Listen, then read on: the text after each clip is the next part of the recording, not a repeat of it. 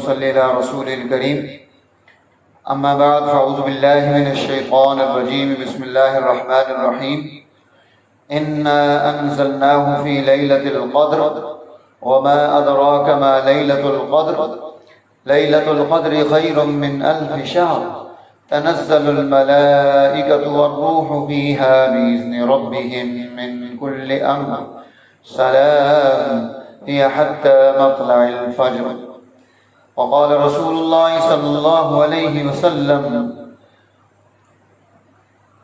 من قام ليلة القدر إيمانا واحتسابا غفر له ما تقدم من ذنبه أو كما قال النبي الكريم صلى الله عليه وسلم۔ محترم سامعین و سامعات، رمضان المبارک کا آخری عشرہ قریب ہے، کچھ دنوں بعد شروع ہوگا۔ اس میں مختلف امور ہیں کرنے کے، ان میں سے ایک چیز جو ہے وہ ہے لیلۃ القدر کی تلاش کرنا۔ قدر شرافت کو اور بزرگی کو اور عزت کو کہا جاتا ہے۔ یہ رات شرافت کی، عزت کی، بزرگی کی رات ہے۔ حضور نبی کریم صلی اللہ علیہ وسلم نے ایک مرتبہ سابقہ قوموں کے حالات بیان کیے کہ ان میں ایک شخص ایسا ہے کہ جو اللہ کی عبادت رات بھی کرتا رہا اور دن بھی کرتا رہا، اور اس نے یہ عمل پورا 1000 مہینے تک اس نے اس عمل کو اختیار کیا۔ اب جب اس نے اتنا لمبا عرصہ عبادت کی تو صحابہ کرام کو رشک ہوا کہ ہماری عمریں تو اتنی زیادہ ہیں ہی نہیں، ہم بہت تھوڑی عمر لے کر آئے ہیں، 60 سال 70 سال۔ حضور علیہ السلام خود فرما رہے ہیں کہ ہماری عمر، امت کی اوسط عمر اتنی ہوگی، تھوڑے لوگ اوپر بھی چلے جائیں گے۔ تو اتنا لمبا عرصہ ہم عبادت کیسے کر سکتے ہیں؟ اللہ تعالیٰ نے اس امت پر خصوصی کرم کیا، اور وہ کرم یہ ہے کہ اسے چھوٹے چھوٹے ایسے ایونٹ دے دیے کہ جن میں یہ بوسٹ کر کے بہت اوپر چلا جاتا ہے۔ ان میں سے ایک چیز یہ لیلۃ القدر ہے، یعنی قدر والی رات۔ اللہ تعالیٰ نے اس رات کو بڑی شان اور جو ہے مرتبہ عطا کر دیا۔ یہ رات کیا ہے؟ توبہ کی رات، رجوع اللہ کی رات، اللہ سے محبت کی رات، اس کے سامنے اپنے آپ کو پیش کرنے کی رات کہ وہ اس کو تلاش کرے۔ اب یہ رات اللہ تعالیٰ نے جو ہے اس کو چھپا دیا کہ آپ اس کے لیے محنت کرو، کوشش کرو، کیونکہ پکی پکائی چیز مل جائے تو اس کی قدر نہیں ہوتی۔ جیسے جو ہے جس بچے کے پاس اپنی ذاتی چیز ہو اس کی قدر کرتا ہے، ماں باپ سے ورثے میں مال مل گیا تو وہ اس کی کوئی قدر نہیں ہوتی۔ کیوں؟ اس نے کوئی محنت نہیں کی، اس نے کوئی جد و جہد نہیں کی، اس نے کوئی کوشش نہیں کی، تو اس کو کیا رزلٹ ملے اس کا؟ تو اس لیے اللہ تعالیٰ نے اس کو کہا کہ اب آپ نے اس کو تلاش کرنا ہے۔ اب یہ اس رات کی خصوصیات کیا ہیں؟ سب سے پہلی خصوصیت قرآن حکیم نے بیان فرمائی، تنزل الملائکہ، کہ اس رات میں فرشتوں کا نزول ہوتا ہے۔ اور فرشتے کوئی تھوڑے سے نہیں آتے، 10 15 20 100 2000۔ حدیث میں آتا ہے کہ جتنے ریت کے ذرات ہیں، ان ذرات سے زیادہ اللہ تعالیٰ فرشتوں کو نازل کرتا ہے اس رات میں۔ اور وہ فرشتے آ کر کیا کرتے ہیں؟ وہ دعا کرتے ہیں، وہ استغفار کرتے ہیں ہر اس شخص کے حق میں، امت محمدیہ کے، کہ جو ہے اللہ کی عبادت میں، اس کی ریاضت میں، اس کی محبت میں، اس کے تعلق میں اس رات میں کوئی کردار ادا کر رہا ہو۔ اب ہم نے دیکھنا ہے کہ ہم فرشتوں کی دعا حاصل کر سکتے ہیں یا نہیں کر سکتے۔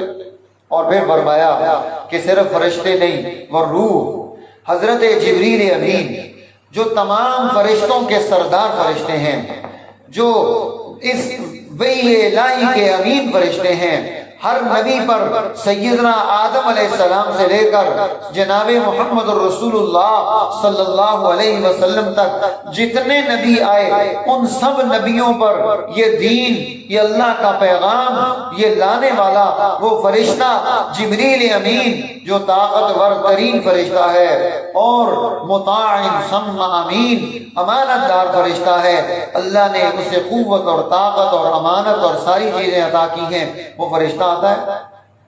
اب آسمانوں سے نبوت کے حضور علیہ السلام کے جو ہے آخری نبی ہونے کی وجہ سے جب آپ کے بعد کوئی نبی نہیں آئے گا، اب حضرت جبریل کا نزول کتنی بڑی رحمت ہے، اس لیے فرمایا جبریل بھی آتے ہیں اور وہ آ کر کعبۃ اللہ پر اپنا جھنڈا لگاتے ہیں اور پھر پوری قلم رو میں ساری کائنات میں وہ فرشتوں کو بکھیر دیتے ہیں کہ جاؤ جا کر ہر اس شخص کو مصافحہ کرو جو اللہ کی عبادت میں اس کے سامنے سر بسجود ہے، جو دعا مانگ رہا ہے اس کی دعا میں آمین بیٹھ کر کو۔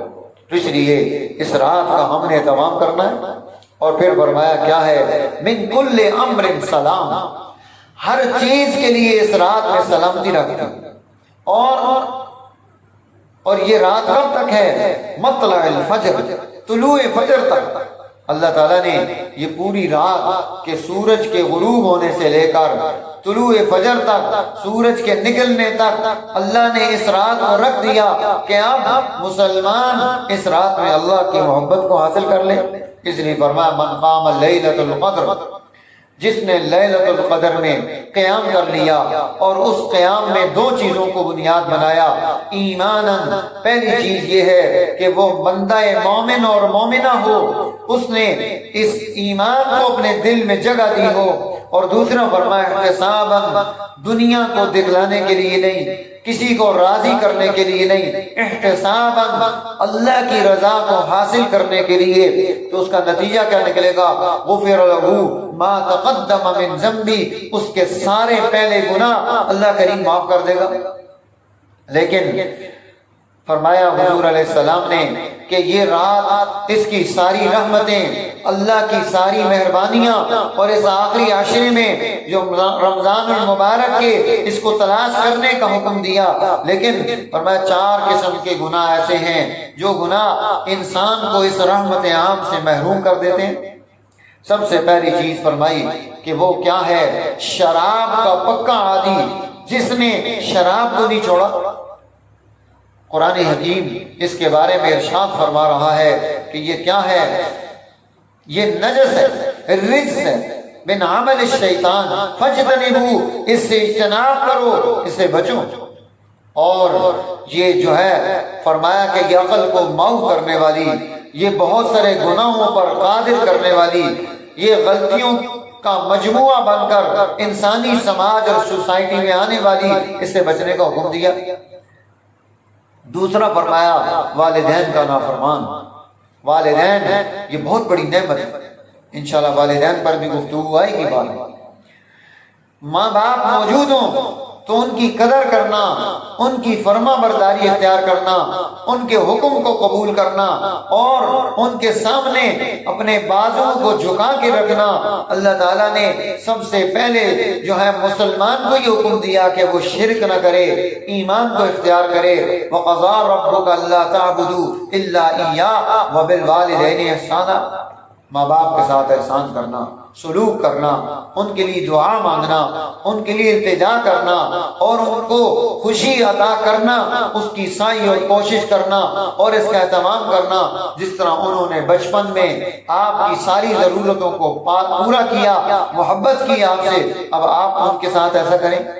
اور چوتھی چیز فرمائی کہ وہ جو قطع تعلق کرنے والا ہے، مشاحن ہے، دل میں کینہ رکھتا ہے، کسی مسلمان کے بارے میں بغض رکھتا ہے، اندر سے عداوت رکھتا ہے، انسانی سوسائٹی کو توڑتا ہے، اسے برباد کرنے کی کوشش کرتا ہے، یہ اللہ کی رحمت عام سے محروم ہے۔ اس لیے ہم نے دیکھنا ہے کہیں ایسا نہ ہو کہ ہم کوئی ایسا گناہ کر رہے ہوں جس کی وجہ سے رمضان جیسے مبارک مہینے میں اس عظیم رات میں اللہ کی رحمتوں سے ہم محروم ہو جائیں۔ اللہ تعالیٰ ہمیں اس سے حفاظت نصیب فرمائے، ہماری نیکیاں قبول فرمائے اور اپنی رحمتوں کا مستحق فرمائے۔ وما علینا الا البلاغ المبین۔